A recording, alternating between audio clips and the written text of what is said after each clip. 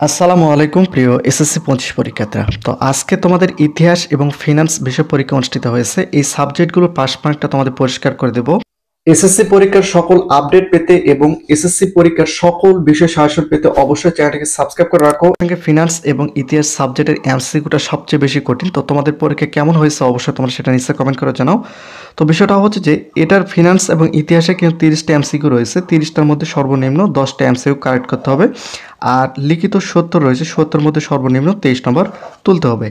তো এখন বিষয়টা হচ্ছে যে ফিনান্স ও ইতিহাসে যদি কারো 7টা 8টা 9টা করে এমসিকিউ হয় তাহলে কি পাস করে দিবে, বা তোমাদের প্রশ্নপত্র যদি কঠিন হয় তাহলে কি শিক্ষকরা পাস করে দিবে? এই বিষয়গুলো নিয়ে শিক্ষার্থীর মধ্যে কিন্তু অনেক কনফিউশন থাকে।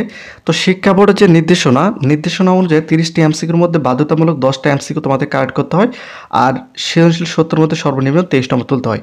তাহলে কিন্তু ওই সাবজেক্টে তোমাদের পাস নম্বরটা দেওয়া হয় বা পাস বলে গণ্য করা হয়।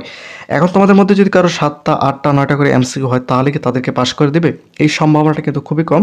যদি কারো 7টা হয় বা 8টা করে এমসিকিউ হয় তাহলে তাদের পাসের সংখ্যাটা খুবই কম, অর্থাৎ তারা পাস হবে এমনটা কিন্তু আশা করা যায় না। কিন্তু যাদের 9টা হবে তাদের শিক্ষক চাইলে বা দয়া করলে তাদেরকে পাস করে দিতে পারে। তবে শিক্ষা বোর্ডের যে নিয়ম সেটা হচ্ছে যে 30টি এমসিকিউর মধ্যে বাধ্যতামূলক সর্বনিম্ন তাকে 10টি এমসিকিউ কারেক্ট করতে হবে, তাছাড়া কিন্তু তার পাস কিন্তু হচ্ছে না।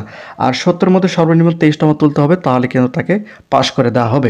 এই হচ্ছে তোমাদের ইতিহাস ও ফিনান্সিংয়ের পাস নম্বরটা। তো তোমাদের এমসিকিউ কয়টা হয়েছে অবশ্যই তোমরা সেটা নিচে কমেন্ট করে জানাবে। আর এসএসসি 25 পরীক্ষার্থীদের তোমাদের সকল প্রকার আপডেটগুলো কিন্তু তোমরা এই চ্যানেলের মাধ্যমে জানতে পারবে। যদি তোমরা চ্যানেলটিকে সাবস্ক্রাইব করে না রাখো অবশ্যই তোমরা চ্যানেলটিকে সাবস্ক্রাইব করে রাখো।